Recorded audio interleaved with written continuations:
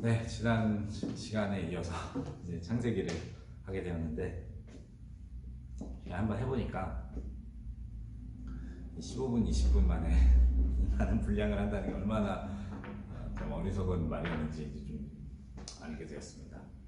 성경 그 개관하는 것도 한참 걸렸잖아요. 제가 다 읽어 오셨다는 전제 하에 과감한 스킵, 그러니까 좀 유명한 얘기들 있잖아요. 그런 과감하게 스킵하고 어떤 성경의 큰 줄기들만 이렇게 이어갈 수 있도록 강의를 진행하겠습니다. 그래서 더 자세한 내용들은 뭐 유튜브나 이런 데 보면 더 좋은 강의들 많으니까 보시고 저랑은 이렇게 성경 1장부터 11장까지 잘 읽고 이해할 수 있는 어떤 큰 방향을 잡는다. 이렇게 가시면 좋겠습니다. 먼저 1장 1절을 보면 태초에 하나님이 천지를 창조하시니라 라는 말로부터 시작되고 있어요. 이것은 우리들에게 있어서 아주 신앙의 기초적인 출발입니다. 하나님이 세상을 창조하셨다는 것 자체부터 흔들리기 시작하면 뭐 성경이 다 의미가 없고 이 신앙생활을 하는 게 의미가 없습니다. 먼저 이것에 대한 확실한 믿음을 가지셔야 돼요. 하나님이 세상을 창조하셨습니다. 그렇다면 하나님께서 이 세상을 창조하신 목적이 있겠죠. 그냥 만드시질 않았는데 이 세상을 창조하신 목적이 있습니다. 그것은 바로 성경 제일 마지막 여섯째 날에 창조하신 바로 저와 여러분들입니다. 하나님은 하나님의 형상대로 사람을 지으셨어요. 그리고 그 사람을 위해서 이 온 세상 만물을 창조하셨습니다. 제가 이 그림을 하나 보여드리고 싶은데요. 이게 독일이었나요? 하여튼 유럽에 있는 이 동화책 내용이에요. 여기가 이제 하나님이십니다. 하나님이 나오고 여기 보면은 뭐 하나님이 창조하신 해도 나오고 달도 나오고 그다음에 별도 나오고 산도 나오고 바다도 나오고 지금 잘 그리죠? 뭐 토끼들도 나오고 토끼 그다음에 뭐 물고기 뭐 새 순서는 좀 바뀌었지만 하여튼 이런 것들이 나옵니다. 그리고 가운데 뭐가 나오냐면 이제 사람이다. 사람. 행행하는 사람이. 이 그림을 가르치면서 뭐라고 말하느냐? 하나님께서 이 세상 만물을 만드신 다음에 사람들에게 뭐라고 28절이 중요한데 뭐라고 명령하셨냐면 하나님이 그들에게 복을 주시며 하나님이 그들에게 이르시되 생육하고 번성하여 땅에 충만하라 땅을 정복하라 바다의 물고기와 하늘의 새와 땅에 움직이는 모든 생물을 다스리라 하시니라 라고 되어 있거든요. 그러니까 이 다스리라 정복하라 라는 말이 더 파괴하고 짓누르고 막 내 멋대로 움직이고 그런 내용들이 아니라 바로 하나님께서 이 세상 우주 만물을 다스리시는 것처럼 그들이 잘 이렇게 움직일 수 있도록 관리하고 어떻게 보면 권리라기보다는 책임에 가까운 거죠. 그런 역할들을 할 수 있는 하나님의 형상을 닮은 존재, 사람을 만드셨다. 이 그림에서 그걸 말해주고 싶어 하는 거예요. 그래서 보면은 해, 달, 별 뭐 이런 하나님이 창조하신 모든 것들이 이 사람의 탄생을 기다립니다. 사람이 나타나기를. 얼른 사람이 나타나서 하나님처럼 우리를 잘 다스려 주기를 기다리다가 사람이 나타나면 너무 기뻐가지고 반짝반짝 보이시죠? 반짝반짝. 네. 이렇게 막 서로 기뻐하면서 환영해주는 모습의 동화를 제가 본 적이 있어요. 이게 어떻게 보면 창조의 가장 좋은 이 운영이라고 할 수가 있을 것 같습니다. 이렇게 하나님께서는 이 세상을 창조하셨는데 그것은 바로 하나님의 형상을 닮은 이 사람을 위해서 이 모든 것들을 만드셨고 그리고 이 모든 것들은 우리를 위해 만들었지만 우리는 그것들을 우리 멋대로 쓰는 것이 아니라 하나님께서 그들을 다스리시는 것처럼 이렇게 아름다운 공존을 할 수 있는 세상을 하나님께서 창조하신 것이죠. 그리고 나서 이제 창세기 2장으로 들어가면 이제 똑같은 창조의 이야기인데 좀 다르게 나옵니다. 이것을 위해서 우리가 좀 먼저 전제해야 될 것이 있어요. 성경은 인류의 역사에 대해서, 인류의 기원에 대해서 자세하게 쓰고 있지 않습니다. 그걸 자세하게 쓰려면 여러분 우리나라에 있는 도서관 다 합쳐도 모자르겠죠. 하나님께서는 그것들에 대해서 과감하게 생략하셨어요. 그리고 어떤 때는 이렇게 전체를 보여줬다가 부분을 보여줬다가 전체를 보여줬다가 부분을 보여줬다가 이렇게 왔다 갔다 하시면서 중요한 것은 그 안에 들어있는 하나님의 메시지죠. 그것을 잘 전달할 수 있도록 하셨어요. 그래서 1장은 이 세상이 전체적으로 창조된 이야기들의 개관이라고 말한다면 2장은 그럼 하나님께서 그렇게 특별하게 창조하신 인간이란 존재는 무엇인가에 대해서 설명하는 내용이다라고 보시면 됩니다.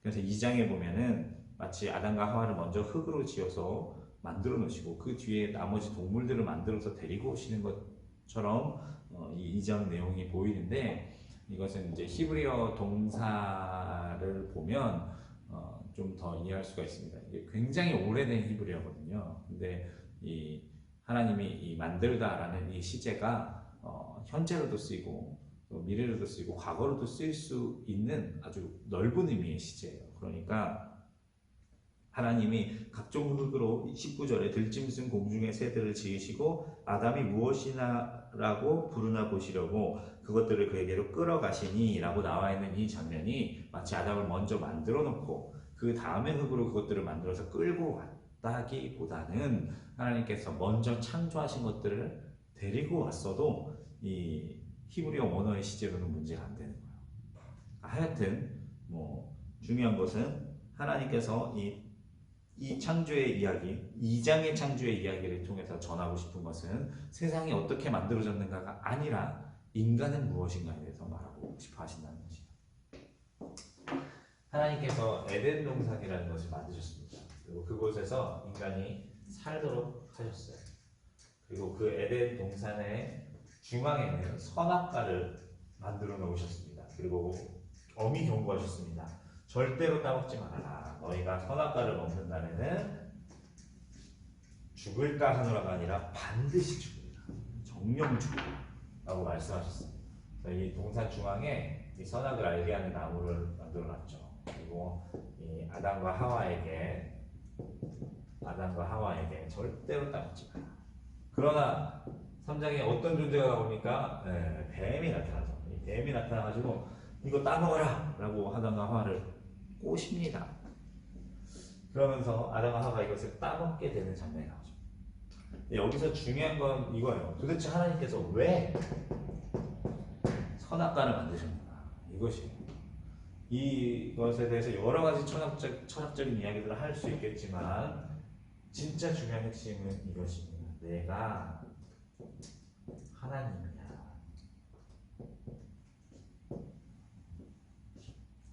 하나님께서 온 세상을 창조하시고 그것을 다스릴 권세를 주시고 자신의 형상을 닮아 너무 사랑하시는 이 인간에게 모든 것을 다 주셨습니다. 그러나 한 가지만큼은 내가 하나님이야. 이것만큼은 기약하도록 하기 위해서 이 선악과를 만들어 놓으셨어요. 그런데 이 뱀이 인간을 꼬십니다. 근데 이 인간을 꼬실 때 뭐 눈이 밝아진다, 뭐 지혜로워진다, 다 중요한 얘기지만 그보다 훨씬 더 핵심적인 내용은 이겁니다. 3장 보고 있어요.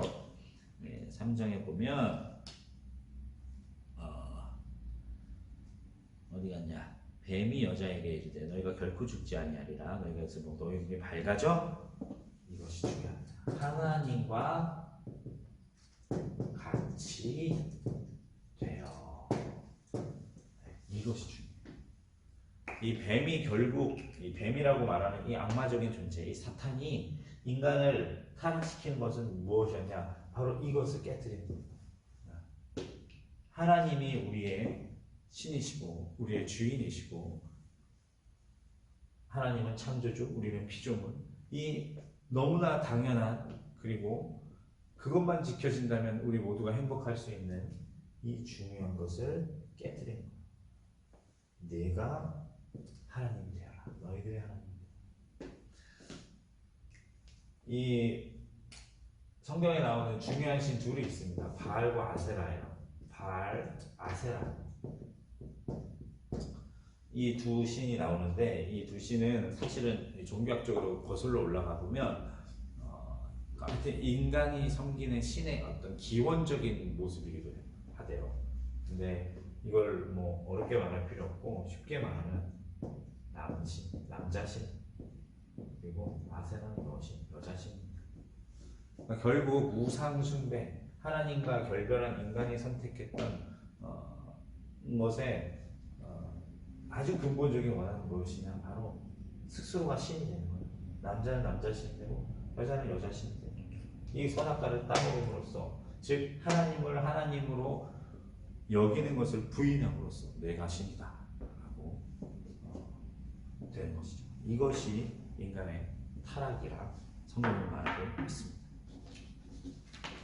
하나님께서는 이런 아담과 하와를 에덴 동산에 더 이상 두실 수가 없었습니다. 그래서 그들을 쫓아내셨습니다.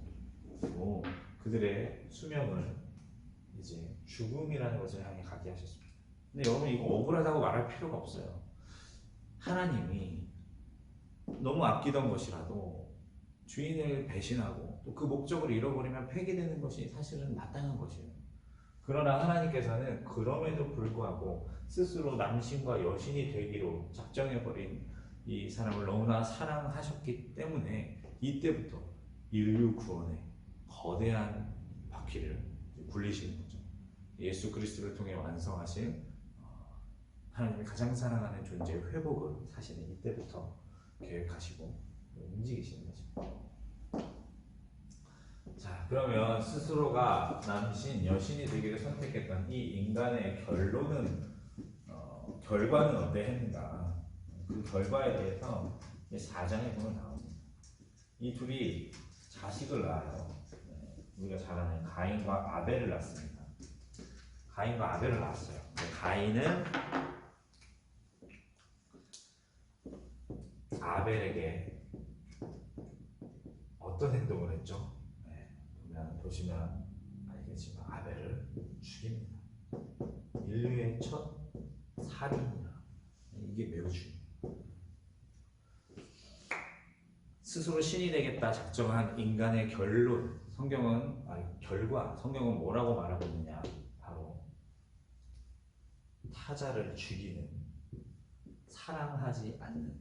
어떻게 보면 이 살인이라는 건 인간이 할 수 있는 가장 악한 행위잖아요. 타인에게 할 수 있는 가장 악한 행위를 낳게 된 것입니다.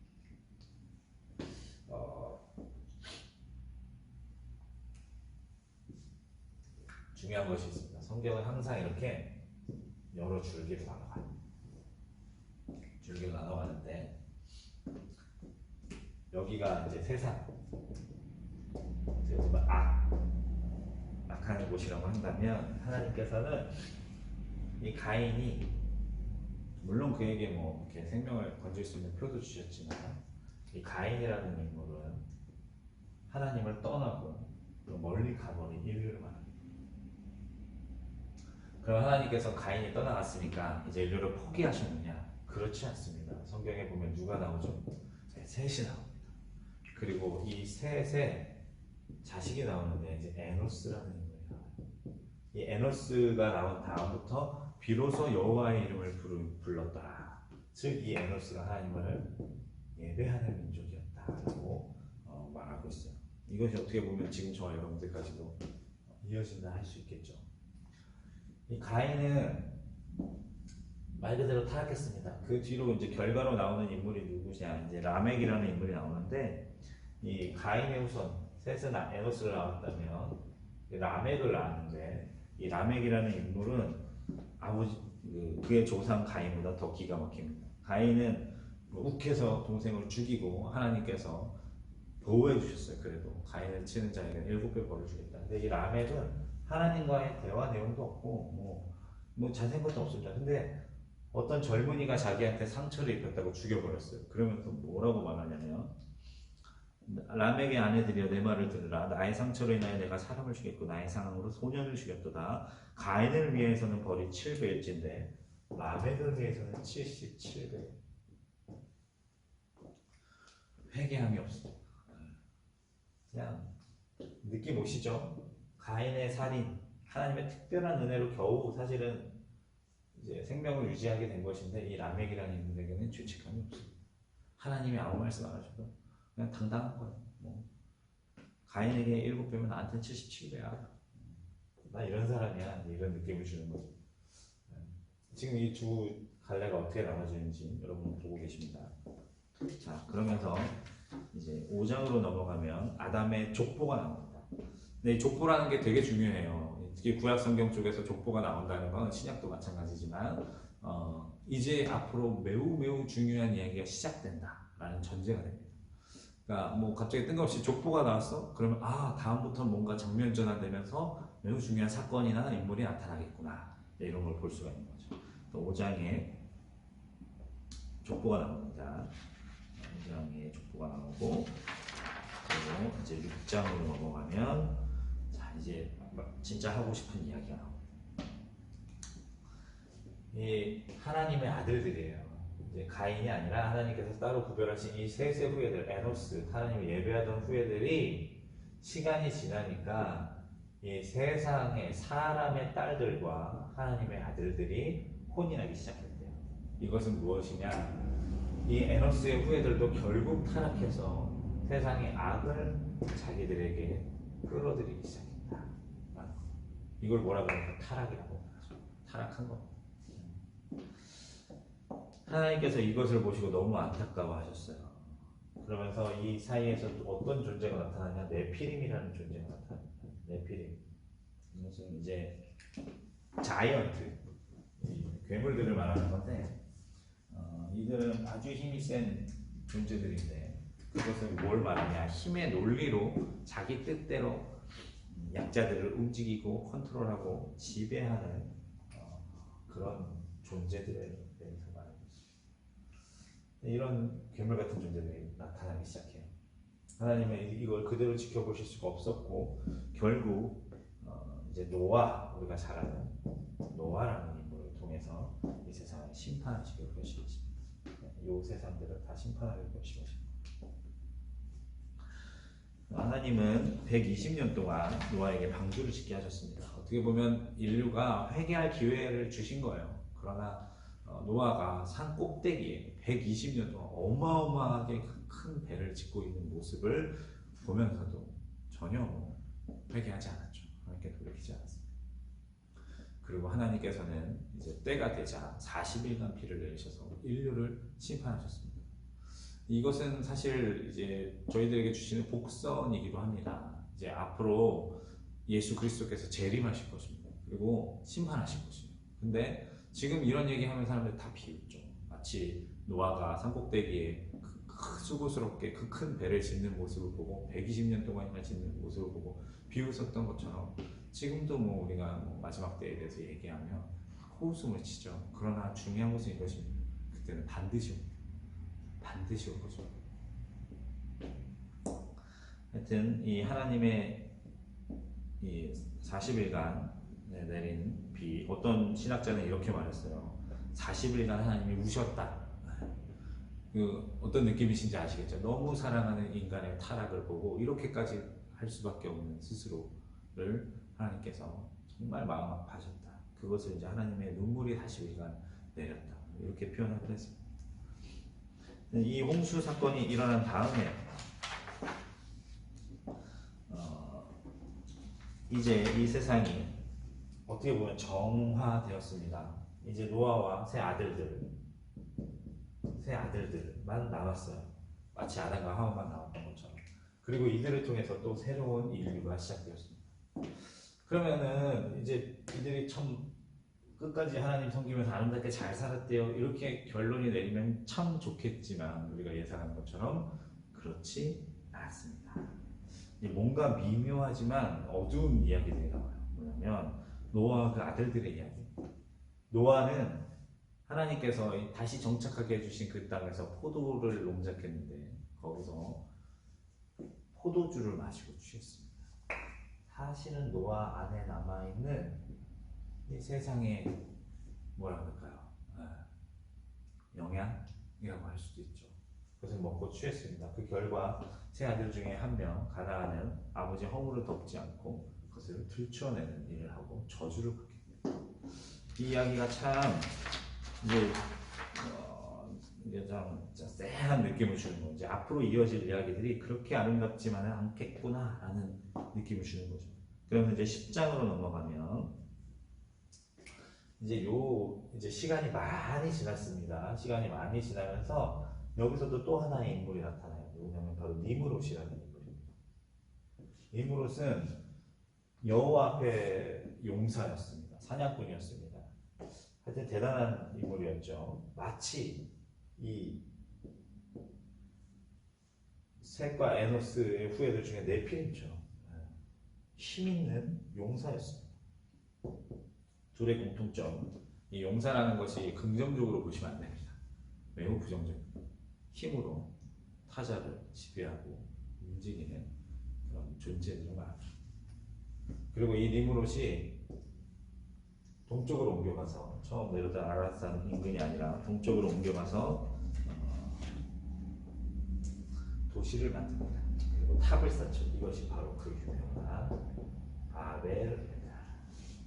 먼저 이걸 빼먹었네요. 10장에 보면 족보 이야기가 또 나와요. 그러니까 노아가 땅에 정착한 다음에 족보 이야기가 나온다는 것은 그 뒤로 매우 중요한 이야기가 나온다. 그리고 그 이야기 다음에 나오는 것이 바로 바벨탑 사건입니다.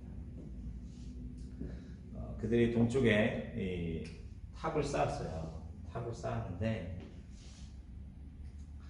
이 바벨탑을 쌓은 목적을 우리가 알아야 돼요. 우리의 이름을 높이자. 우리 니므롯이겠죠. 니므롯으로 대표되는 인물이죠. 우리의 이름을 높이죠. 보면 되게 아름다운 이름인 것 같아요. 자, 우리 명성을 높입시다. 되게 좋은 말인 것 같지만 사실은 그 근본 안에 매우 위험한 뜻이 담겨져 있습니다. 우리의 이름이 높아지려면 나머지의 이름은 낮아져야 돼요. 이 바벨, 이때부터 도시라는 명칭이 나오는데, 도시라는 명칭이 나오는데, 이 도시라는 것은 지금도 마찬가지입니다. 도시를 움직이는 최고 서열의 바벨탑의 꼭대기에 정점에 선 인물들이 있고, 그리고 이 인물들이 이 아래에 있는 사람들을 다 지배하고 누르는 구조예요. 이것은 세상 힘의 논리로 들어가던 이 가인의 세상이에요. 하나님이 이것을 보시고 이대로 둬선 안 되겠다. 그러고서는 하늘에서 내려오셔서 이 바벨탑을 다 흩어버리시고 언어도 다 흩어버리셨습니다. 그럼에도 불구하고 인간들은 하나님을 사랑하는 아름다운 인류의 모습을 보이지 않았죠.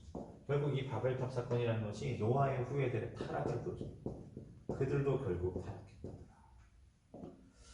그럼 이제 하나님께서는 침묵하셨는가? 그렇지 않습니다. 하나님께서 이 타락을 보시고 마치 가인에게서 셋을 꺼내셨던 것처럼 이 시대에 노아를 선택하셨던 것처럼 우상을 만들어 팔고 있던 한 인물 누굴까요? 아브라함이라는 인물을 선택하십니다. 그리고 그를 통해 다시 한번 구원의 메시지를 써내려가시는 거예요. 그게 이제 12장부터 나옵니다. 1장부터 11장까지는 아주 간략하게 이렇게 소개해드릴 수 있겠습니다. 그러면 다음번에 이제 12장부터 이제 읽어보시면요. 몇 장까지 읽을지는 제가 카톡으로 다시 공지 드릴게요. 좀 수업을 정리한 다음에. 그러면 하여튼 성경 공부 화이팅입니다.